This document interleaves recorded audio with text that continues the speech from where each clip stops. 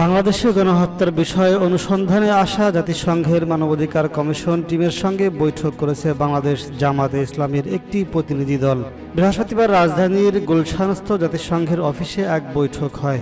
এতে ছাত্র জনতার মহাবিপ্লবকে ব্যর্থ করার জন্য তারা নির্বিচারে যে গণহত্যা চালিয়েছিল সেটা জাতিসংঘের তথ্য অনুসন্ধান দলকে অবহিত করেছে জামাতে ইসলামী। পাশাপাশি এটাকে জেনোসাইড বা গণহত্যা বলছে এবং জেনোসাইড হিসেবে চিহ্নিত করে সুষ্ঠু বিচার নিশ্চিত করারও আহ্বান জানিয়েছে দলটি। এছাড়া এই গণহত্যার বিচারের জন্য একটি বিশেষ ট্রাইব্যুনাল গঠন করতে জাতিসংঘের মানবাধিকার কমিশনের দলের প্রতিও আহ্বান জানান তারা। জাতিসংঘের মানবাধিকার কমিশন টিমের আমন্ত্রণে বৈঠকে জামাতের প্রতিনিধি দলে ছিলেন দলের নায়েবে আমির doctor Syed Abdullah Mohammad Taher, secretary general অধ্যাপক মিয়া গোলাম পরোয়ার এবং কেন্দ্রীয় প্রচার মিডিয়া বিভাগের সেক্রেটারি মতিউর রহমান আকন্দ।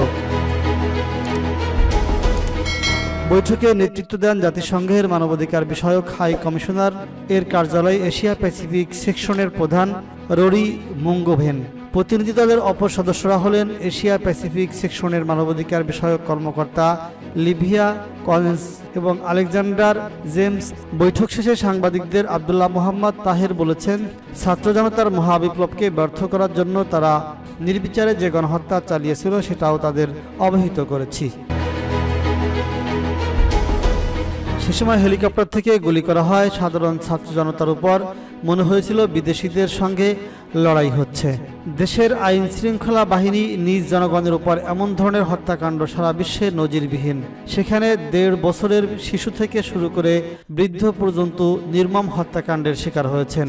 আমরা এটাকে বলেছি জেনোসাইড বা গণহত্যা। এটাকে জেনোসাইড হিসেবে চিহ্নিত করে সুষ্ঠু বিচার নিশ্চিত করার আহ্বান জানিয়েছি। তিনি বলেছেন, বিচারের জন্য একটি বিশেষ ট্রাইব্যুনাল গঠন করতে হবে।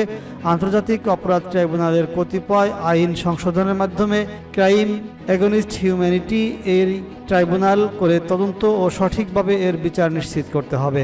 সেভাবে বাংলাদেশকে তারা যেন সহযোগিতা করে সেই বিষয়ে আমরা অনুরোধ করে আসছি।